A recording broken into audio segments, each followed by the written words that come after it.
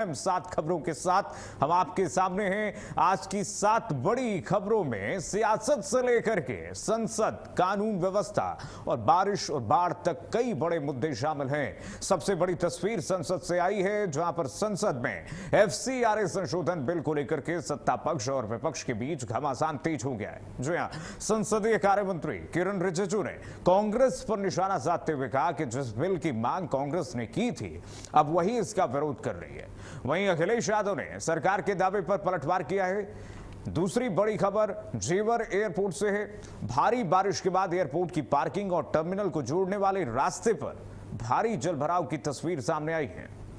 इसको लेकर अखिलेश यादव ने सरकार पर तंज कसते हुए सवाल किया कि क्या एयरपोर्ट बनाया गया और पानी भर गया, अब क्या एयरपोर्ट पर नाव चलेगी क्या?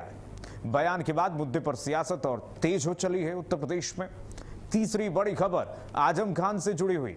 आजम खान से जुड़ी सियासत की खबर है। रामपुर जेल में आजम खान और अब्दुल्ला आजम से शिवपाल यादव की मुलाकात के बाद उत्तर प्रदेश की राजनीति बयानबाजी और गर्मा गई है।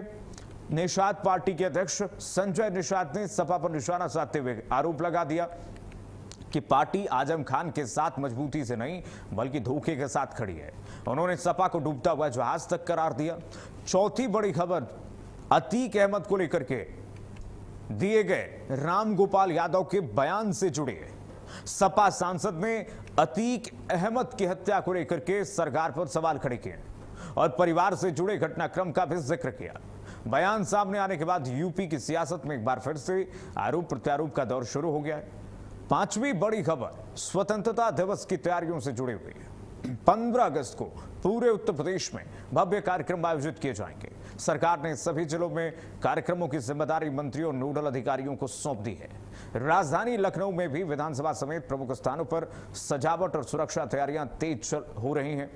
छठी बड़ी खबर जो आपकी टीवी स्क्रीन पर दिखा रहे हैं, देखिए, मुरादाबाद के कटघर थाना क्षेत्र से यहां दहेज उत्पीड़न और तेजाब फेंकने का सनसनीखेज मामला सामने आया है। महिला ने 10 लाख रुपए दहेज मांगने, ससुर पर छेड़छाड़ और जेठ पर दुष्कर्म के प्रयास का आरोप लगाया है। आरोप है कि विरोध करने पर महिला पर तेजाब फेंक दिया गया।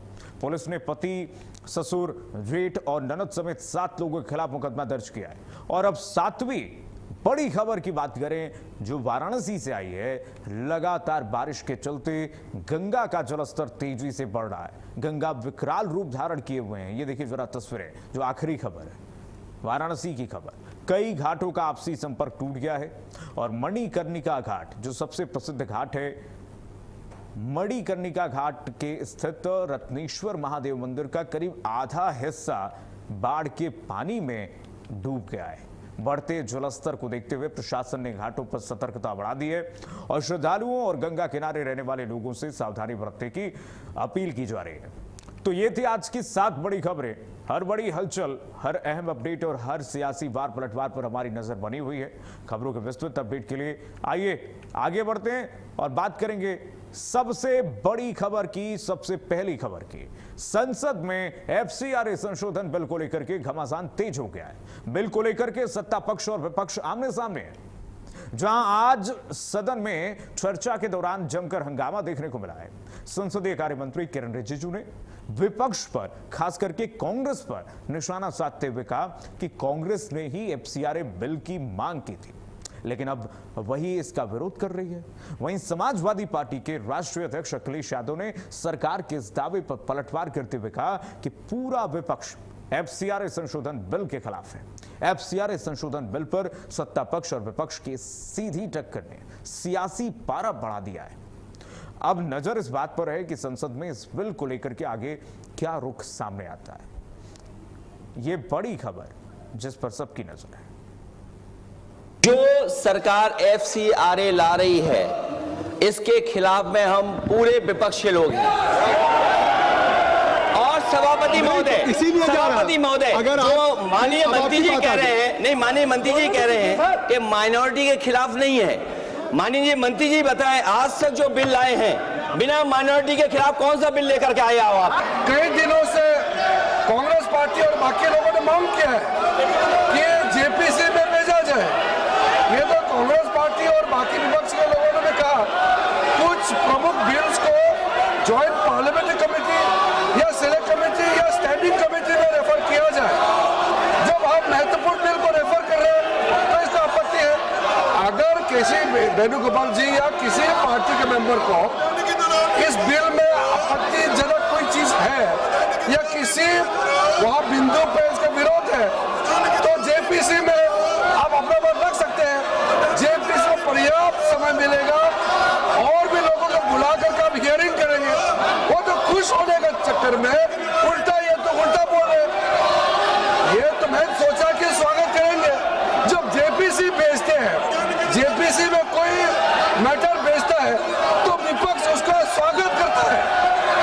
ये तो स्वागत करने की जगह में विरोध कर रहे हैं। तो अफसोस की बात है कोई माइनॉरिटी को टारगेट नहीं है।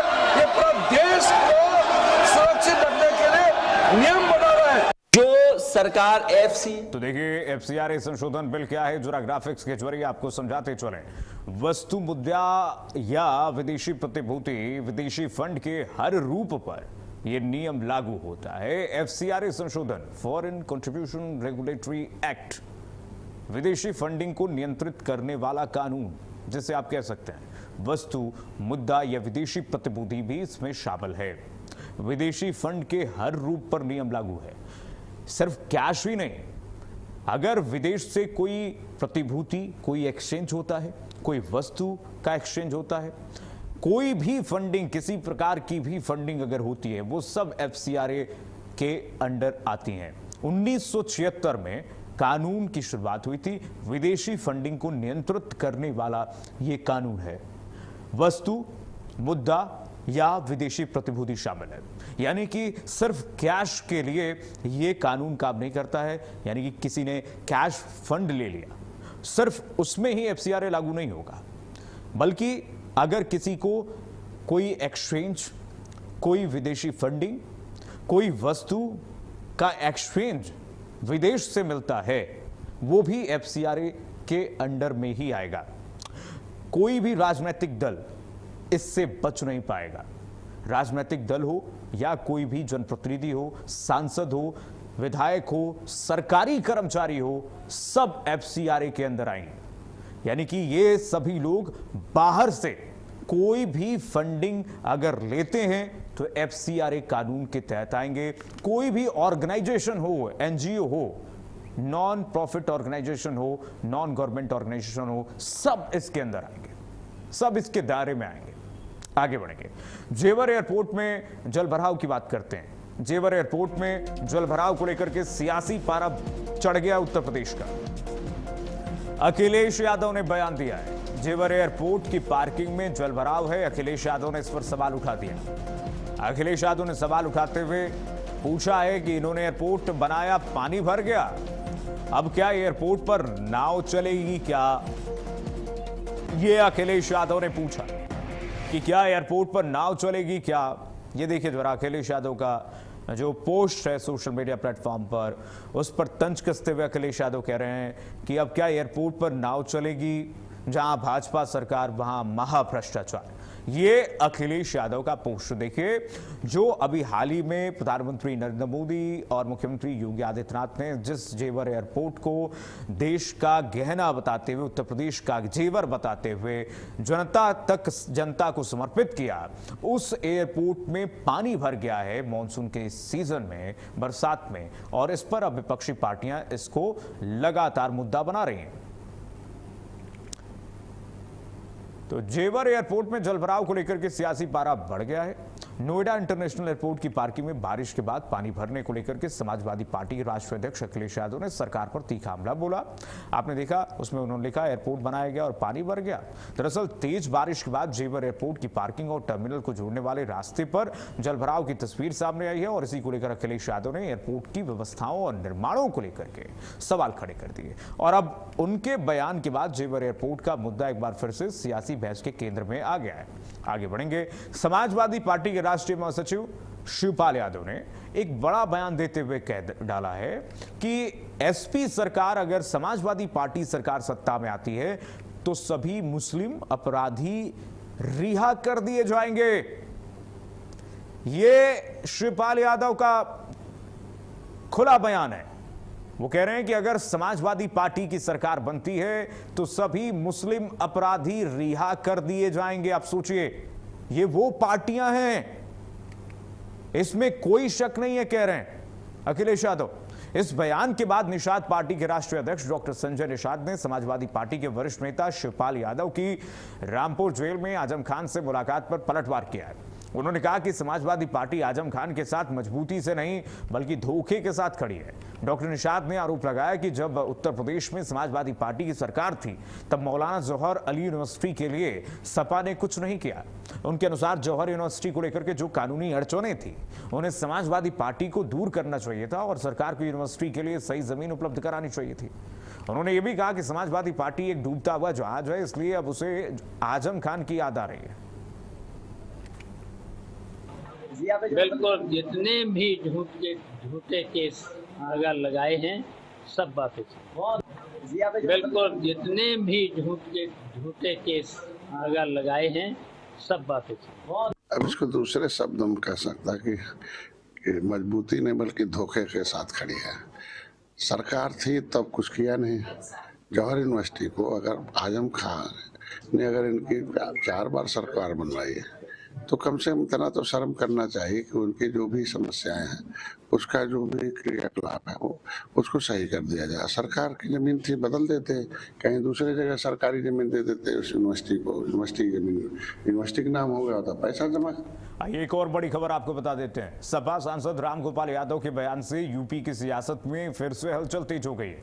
अतीक अहमद को लेकर के दिए गए बयान में रामगोपाल यादव ने सरकार पर गंभीर सवाल खड़े किए हैं। उन्होंने कहा कि अतीक को किस तरह मारा गया वो सबने देखा। साथ ही उन्होंने अतीक के 2 बेटों की भी हत्या किए जाने का दावा किया है। रामगोपाल यादव के इस बयान के बाद अब सियासी बहस तेज हो गई। अतीक अहमद की हत्या और उसके परिवार से जुड़े पुराने घटनाक्रम को लेकर के एक बार फिर से आरोप प्रत्यारोप का दौर शुरू होने के आसार हैं। अतीक के बेटे की मौत पर सपा सांसद रामगोपाल यादव के सवालों को लेकर के बीजेपी ने समाजवादी पार्टी पर तीखा हमला बोला है। बीजेपी प्रवक्ता राकेश त्रिपाठी ने सपा पर माफिया प्रेम का आरोप लगाते हुए कहा कि सपा ने अपने शासनकाल में माफियाओं को पाला पोसा। फिल्मी गाने का हवाला देते हुए उन्होंने तंज कसा कि चोट तुझे आए तो दर्द मुझे होता है, भाई भाई में अक्सर ये होता है। राकेश त्रिपाठी ने कहा कि चोट माफिया को पहुंचती है और दर्द सपा को होती है। उन्होंने आरोप लगाया कि सपा शासन में दंगाइयों को सरकारी जहाज में घुमाया जाता था। साथ ही कहा गया कि योगी सरकार में अपराधियों पर कानून का डंडा कठोरता से चलता रहेगा। सुनिए जरा। एक फिल्म का गाना है, चोट तुझे आए तो दर्द मुझे होता है, भाई भाई में अक्सर ये होता है। जब जब किसी माफिया अपराधी को कोई आघात पहुंचता है, कोई चोट पहुंचती है, उनकी बिल्डिंग पर बुलडोजर चलता है, पुलिस एनकाउंटर में मार गिराती है, तो इस समाजवादी पार्टी को न जाने क्यों दर्द उत्पन्न हो जाता है। समाजवादी पार्टी ने अपने शासनकाल में ऐसे माफिया अपराधियों को पाल पोस कर बड़ा किया था, इसलिए उनको धाराशायी होते हुए देखती है ना, वो बहुत दर्द उठता है। अब अतीक अहमद जिसके बेटे की रोड एक्सीडेंट में मौत हुई है, उसको लेकर के भी रामगोपाल यादव सवाल उठा रहे हैं। समाजवादी पार्टी को दर्द हो रहा है। समाजवादी पार्टी कह रही है कि बड़ी निर्ममता के साथ अपराधियों पर कार्रवाई हो रही है, तो क्या अपराधियों के प्रति उदारता बरतनी चाहिए? यूपी ग्रेटर नोएडा के इंडिया एक्सपो मार्ट में आयोजित India bioenergy and tech expo 2026 के दूसरे दिन यूपी सरकार के नगर विकास और ऊर्जा मंत्री ए.के. शर्मा और कृषि मंत्री सूर्य प्रताप शाही ने शिरकत की।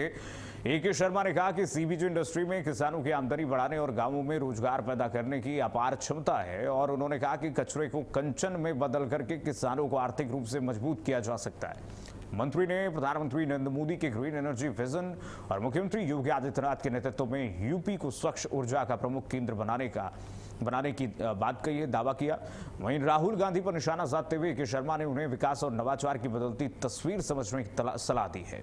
कृषि मंत्री सूर्य प्रताप शाही ने कहा कि कृषि अपशिष्ट को ऊर्जा में बदलना किसानों के भविष्य को सुनहरा बनाने का एक बड़ा अवसर है। वहीं यूपी के कानपुर से खबर आ रही है। सपा नेता और अकबरपुर रनिया लोकसभा सीट से प्रत्याशी रहे राजा रामपाल के एक बयान पर सियासी विवाद बढ़ गया उत्तर प्रदेश में। निजी कार्यक्रम के दौरान उन्होंने ब्राह्मण समाज, धार्मिक परंपराओं और रामचरितमानस को लेकर के टिप्पणी की है। राजा रामपाल ने अहिल्याबाई होलकर का जिक्र करते हुए पंडितों पर गंभीर आरोप लगा दिए। मंदिरों को लेकर के भी विवादित बयान दिया। बयान का वीडियो सामने आने के बाद सियासी हलचल तेज है। बीजेपी ने इसे लेकर के समाजवादी पार्टी पर निशाना साधा है। वहीं अखिलेश यादव के हालिया ब्राह्मण सम्मान कार्यक्रम और ब्राह्मण चेहरे को टिकट देने को लेकर भी राजनीतिक चर्चा तेज हो गई है।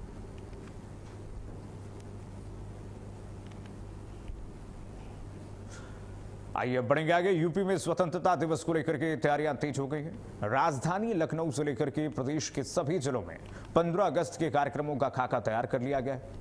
स्वतंत्रता दिवस के मौके पर होने वाले कार्यक्रमों की सूची जारी कर दी गई है और आयोजन की जिम्मेदारी मंत्री और नोडल अधिकारियों को सौंपी गई है।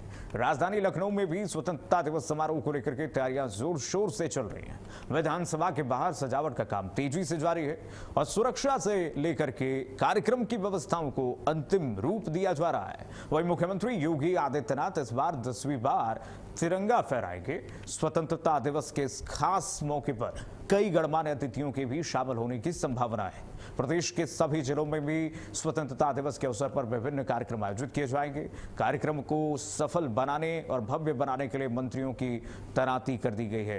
ये देखिए जरा तस्वीरें आपको दिखा दें। विधानसभा के बाहर की तस्वीर है जहां पर मुख्यमंत्री योगी आदित्यनाथ 10वीं बार ध्वजारोहण करेंगे, तिरंगा फहराएंगे और सीएम के यहां पर पहुंचने से पहले सुरक्षा के पुख्ता इंतजाम कार्यक्रम स्थल पर किए जा रहे हैं। शासनादेश जारी कर दिया गया है कि हर जिले में जिलाधिकारी वहां के जनप्रतिनिधि जो होंगे, सांसदगढ़ जितने भी होंगे, विधायक होंगे, सब तिरंगा फहराएंगे और इसी भाव के साथ तिरंगा यात्रा भी निकाली जा रही है। तैयारियां फिलहाल लखनऊ में इस वक्त परिपूर्ण है। चाक चौबंद व्यवस्थाएं की जा रही हैं। चप्पे चप्पे पर पुलिस की मौजूदगी होगी, परेड भी होगा यहाँ पर। उसके हिसाब से तैयारियां इस वक्त उत्तर प्रदेश की राजधानी लखनऊ में देखिए कैसे इस वक्त की जा रही है। तिरंगे से पूरी विधानसभा की सड़क जो है वो इस वक्त पट्टी पड़ी हुई है और लगातार मुख्यमंत्री के यहां पर स्वागत की तैयारियां भी चल रही है, लोगों के स्वागत की तैयारियां चल रही है। बढ़ेंगे आगे। स्वतंत्रता दिवस को लेकर के रेलवे स्टेशनों की सुरक्षा बढ़ा दी गई है। आगरा छावनी समेत प्रमुख रेलवे स्टेशनों पर आरपीएफ और जीआरपी की टीमें सघन चेकिंग कर रही हैं। स्टेशन पहुंचने वाले यात्रियों और उनके सामान की लगातार जांच की जा रही है।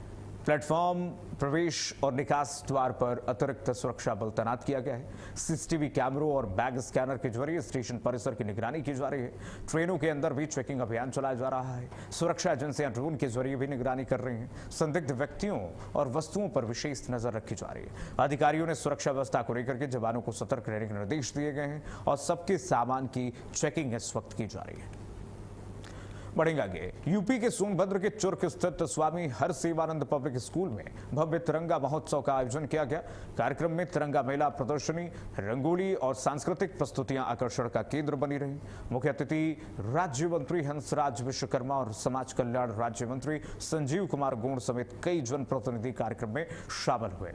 सदर विधायक भूपेश चौबे ने तिरंगे को करोड़ों भारतीयों की भावनाओं का प्रतीक बताया। विभिन्न विद्यालयों के छात्र छात्राओं ने देशभक्ति से उत्प्रोत प्रस्तुतियां देकर के लोगों का मन मोह लिया। प्रतियोगिता में उत्कृष्ट प्रदर्शन करने वाले विद्यार्थियों को सम्मानित भी किया गया। जिलाधिकारी चर्चित गौड़ ने लोगों से हर घर तिरंगा अभियान में बढ़ चढ़ करके भागीदारी की अपील की। तिरंगा महोत्सव के लिए राष्ट्र प्रेम, एकता और सामाजिक समरसता का संदेश भी दिया गया। तो तिरंगा महोत्सव में देशभक्ति का रंग किस तरह से पूरे देश में दिख रहा है, उसकी वानगी सोनभद्र में देखने को मिला है। आप देखिए किस तरह से जिला प्रशासन के अधिकारी सहित जनप्रतिनिधि इस वक्त लोगों से खास अपील करते हुए नजर आ रहे हैं कि कैसे तिरंगा यात्रा में देश सेवा के भाव से सबको सम्मिलित होना है और हर घर तक तिरंगा यात्रा पहुंचनी चाहिए। इसको लेकर के पूरे संकल्प भाव के साथ इस वक्त जनप्रतिनिधियों से लेकर के सभी अधिकारी लगे हुए हैं और छात्रों ने भी देशभक्ति प्रस्तुतियों से सबका मन मोहा है सोनभद्र में। पढ़ेंगे आगे। यूपी के मुरादाबाद से खबर है। मुरादाबाद के कटघर थाना क्षेत्र में दहेज उत्पीड़न और तेजाब फेंकने का सनसनीखेज मामला सामने आया है। आरोप है कि अमरोहा निवासी शहबान से 13 जनवरी 2026 को शादी के बाद महिला पर मायके से 10 लाख रुपए लाने का दबाव बनाया गया। पीड़िता ने ससुर पर छेड़छाड़ और जेठ पर दुष्कर्म के प्रयास का भी आरोप लगाया है। आरोप है कि दहेज की मांग पूरी नहीं होने पर पति ने महिला को 3 तलाक दे दिया और विरोध करने पर बहन के साथ मिलकर के उस पर तेजाब फेंक दिया। हमले में महिला की बांह और हाथ झुलस गए। पीड़िता की तहरीर पर कटघर पुलिस ने पति, ससुर, जेठ और ननद समेत 7 लोगों के खिलाफ मुकदमा दर्ज किया। पुलिस आरोपियों की गिरफ्तारी और मामले की जांच में जुटी हुई है। तो यूपी के मुरादाबाद से मामला सामने आया। ट्रिपल तलाक का ये मामला सामने आया, जहां पर महिला ने आरोप लगाया कि ट्रिपल तलाक उसके पति ने दे दिया और उसके बाद दहेज के लिए महिला पर जो परिजन हैं परेशान करने का भी आरोप लगा है। 3 तलाक, ट्रिपल तलाक के इस कांड के बाद तेजाब का भी मामला सामने आया। जो थाना कटघर की निवासिनी मौला कुरैशियान की उनपुरी की, उन्होंने एक एप्लीकेशन दी और उसमें उन्होंने आरोप लगाया कि उनकी शादी इसी साल जनवरी के महीने में हुई थी और उनकी शादी अमरोहा के एक व्यक्ति के साथ हुई थी। फिर उनके साथ आपस में इन लोगों की बनी नहीं, वाद विवाद होने लगा। उसके बाद उनके परिवारजनों ने मिलकर उनके साथ दुर्व्यवहार किया और उन सभी आरोपों के आधार पर हमारे यहाँ उसमें अभियोग पंजीकृत किया गया है। उनका आरोप ये भी था कि फाइनली बिना किसी रीजन के, विदाउट रीजन, उनके परिवारजनों के कहने पर और सभी ने मिल करके उनके हस्बैंड के द्वारा ट्रिपल तलाक दिला दी। और अब खबर यूपी के देवरिया से। देवरिया में जिलाधिकारी मधुसूदन हुल्गी ने बुधवार को भटनी, भलुवनी और देवरिया विकासखंड के बेसिक विद्यालयों का औचक निरीक्षण किया। निरीक्षण के दौरान छात्र छात्राओं और शिक्षकों की उपस्थिति संतोषजनक मिली। डीएम ने बच्चों से श्याम पट पर गणित के सवाल हल कराए और सही जवाब देने पर उनका उत्साह भी बढ़ाया। एक कक्षा में बच्चों के बीच नीचे बैठ करके उनसे पुस्तक का पाठ भी पढ़वाया। उन्होंने शिक्षकों को निपुण लक्ष्य और निपुण तालिका के अनुसार गुणवत्तापूर्ण शिक्षा देने के निर्देश भी दिए। इसके अलावा गौरी बाजार के पोखरविंडा आंगनबाड़ी केंद्र का भी निरीक्षण किया, जहां बच्चों की कम उपस्थिति पर कार्यकर्त्री को प्रशिक्षण दिलाने के निर्देश भी दिए गए।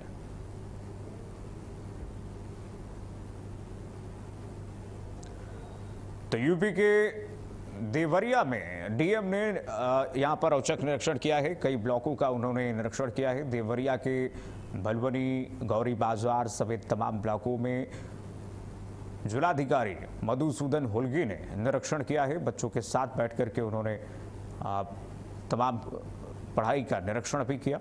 कार्यकर्ती को प्रशिक्षण दिलाने के निर्देश भी उनके तरफ से दिए गए हैं। यूपी के देवरिया के डीएम ने देखिए बच्चों को पढ़ाया भी है। आंगनबाड़ी में भी उन्होंने वहां पर जाकर के निरीक्षण किया है।